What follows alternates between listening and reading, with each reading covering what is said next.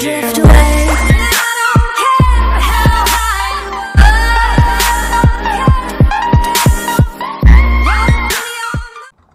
Здравейте хора! Както виждате в момента сме в OBS и това няма да е нито геймплей, нито някакъв реакшън. Това ще е клипче, за да ви покажа най-простите настройки на OBS и как всъщност да се наслаждавате на любимите видеота, като ги споделяте с феновете си. Така, първо, откъде си стеглим OBS. Отивате на съответно на Mozilla или на Google Chrome или на интернет Explorer, на каквото сте и пишете OBS, няма значение дали ще е с малки или с големи. И ще ви влезе на Open Broadcaster Software, Home, и натискате върху него и ви излиза главната страница на OBS всъщност. И тук всъщност ви показват някаква информация за него, съответно. И виждате създадената данна от OBS Studio, натискате и от Windows 7 до 10 натискате Windows 7 Plus, за да се инсталира, нали, с правилни файлове, драйвери и такива.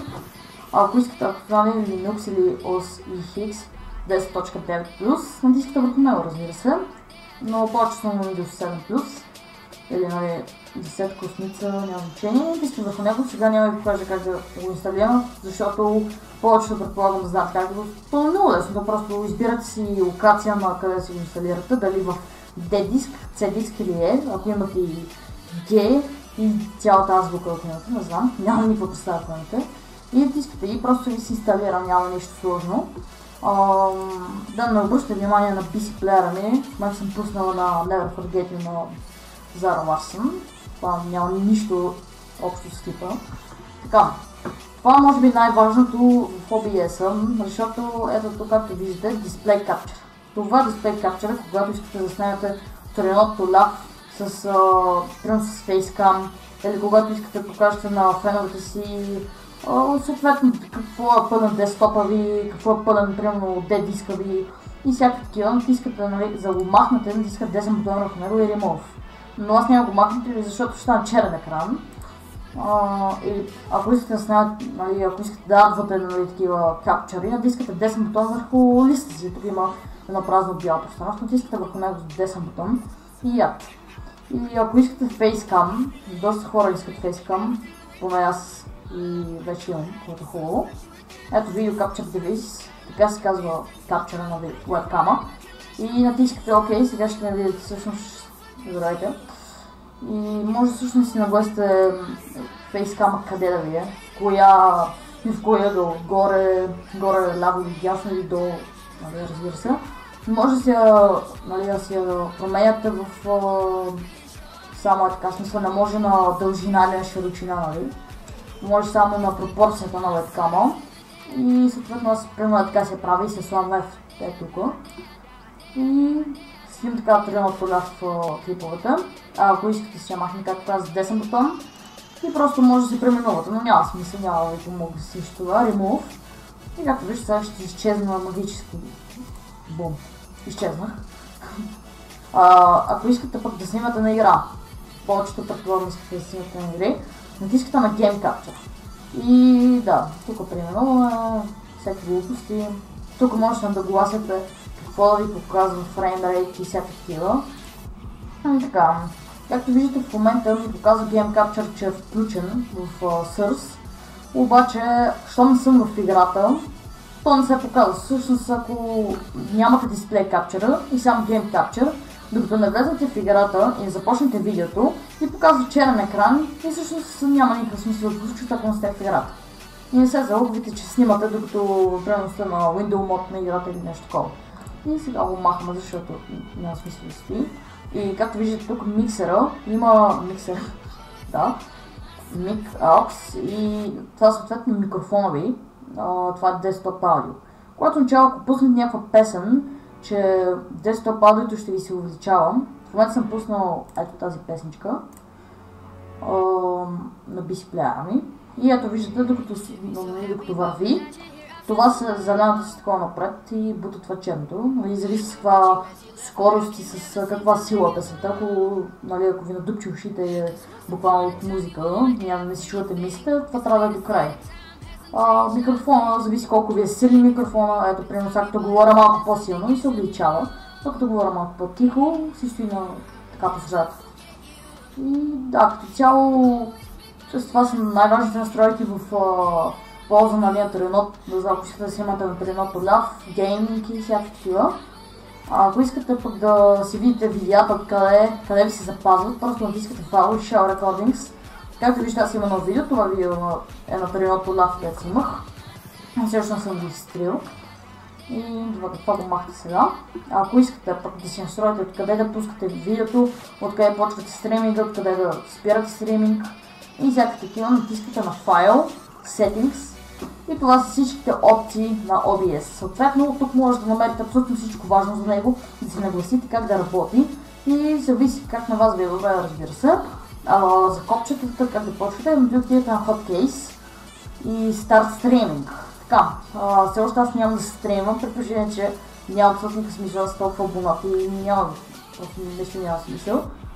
Така, за да почвате, примерно, за да смените копчета, просто натискате върху махтера и както виждате в момента се маха с Backspace и то мисля с Backspace. За да аз си го бяхме с F9. Да почвам стрима, пък тук да стопирам с F10 стрима. За видеа да снимате на гейминг, Renault ляв или всякакви браузър неща. Да, аз ми ще го направя с F6 и го стопирам с F7. Така ми е удобно. Вие може да го направите съответно с най-удобното ви място, къде стартват клипа.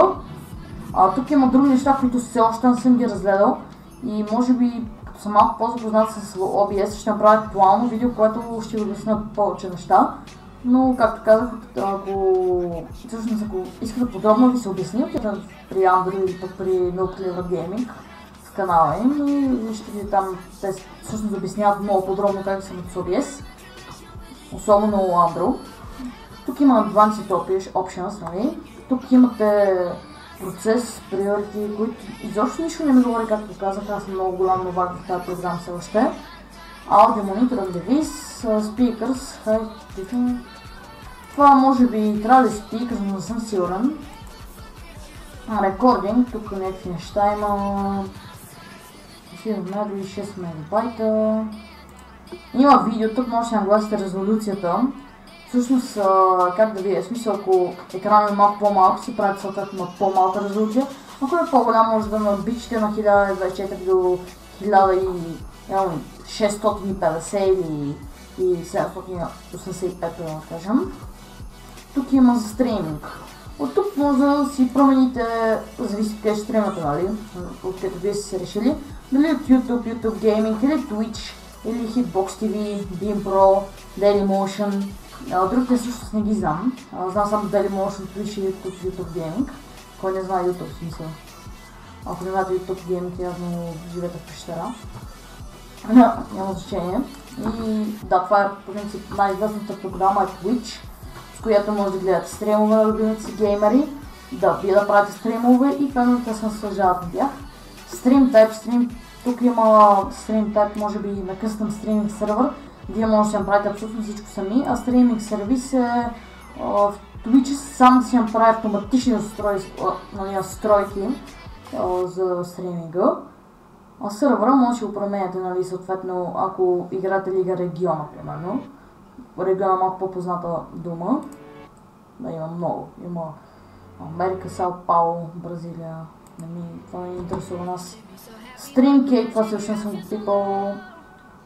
И като цяло това са главните настройки на OBS, които са може би това е най-просто нещо, което може би най-просто видео за OBS. Точно тези настройки, които ви показах. От тук всъщност може Scene Translations. Тук може да кътвате сцени. Но аз не съм направил Fade. Duration 2 ms може да направите на много, в смисъл 102 ms, колкото искате. Аз ще направим 2 ms. И все още не съм запознат дори с това. Но понеже един пич в миналия клип беше написал с коя програма да снимаш и може да направиш клип както да снимам с тази програма. И аз се съгласих, разбира се, защото много от хората искат да снимат с OBS, но не знам как да почнат с... понеже Android и Nuclear Gaming доста, така да кажа, за по-напреднати такива хора в гейминг и въобще в снимането и рекординга. И това исках да ви кажа, направя това видео, за да ви кажа как започнете, съответно. А пък ако искате да си направите някаква по-хубаво видео, нали, ако искате да кътвате сцени. От тук натискате Add и може да си добавите сцени. Примерно за сцена 1, примерно сцена, пише, примерно на Лига. Оп, много неграмотно. Също не е вот. Добре, да напишем Minecraft, да кажем. Minecraft, ако натисна OK в момента, ще ми се запомни от сър само Display Capture. И така може да правите сцени, примерно от другата сцена ще ви пише League of Legends. И ще си го направите с Video Capture Device, съответно с Web камера. И така, ако имате някакви въпроси по програмата, напишете тук в коментарите. Ако клипа ви хареса, натиснете лайк бутона, коментирайте и до скоро! Tell me pretty lies, look me in the face, tell me that you love me, even if it's fake.